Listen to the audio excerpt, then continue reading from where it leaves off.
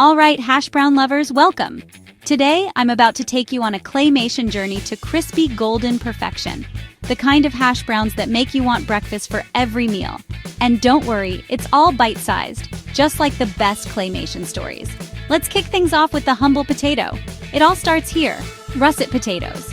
Why russets? They've got that starchy kick you need for ultimate crispiness. Peel them up, then grab your grater and shred away. I like my hash browns with a little texture, so don't go too fine. Now this part's key: squeeze. Seriously, squeeze every last drop of water out of those shreds. Moisture is the crispy hash brown's enemy. You can use a clean kitchen towel or just your hands if you're feeling bold. Toss the grated potatoes into a bowl and sprinkle with a pinch of salt and pepper. Some folks add a bit of onion or garlic powder. Up to you. Time to heat things up. Get a non-stick skillet and pour in a generous splash of oil. Vegetable, canola, or even clarified butter if you're feeling fancy. Let it get nice and hot, but not smoking. Here comes the fun part. Take handfuls of potato, press them gently into patties, and lay them into the pan. Hear that sizzle?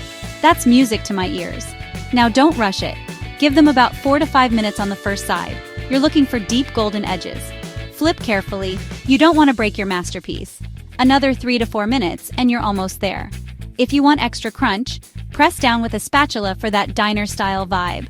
Once both sides are golden and crispy, transfer your hash browns to a paper towel-lined plate. Give them a quick sprinkle of salt while they're still hot. That's the secret to leveling up the flavor, trust me. Here's the magic. These hash browns are crispy on the outside, fluffy inside, and totally irresistible. Serve them up with a fried egg, some hot sauce, or just devour them straight from the plate. So there it is, the perfect crispy hash browns, all in claymation glory.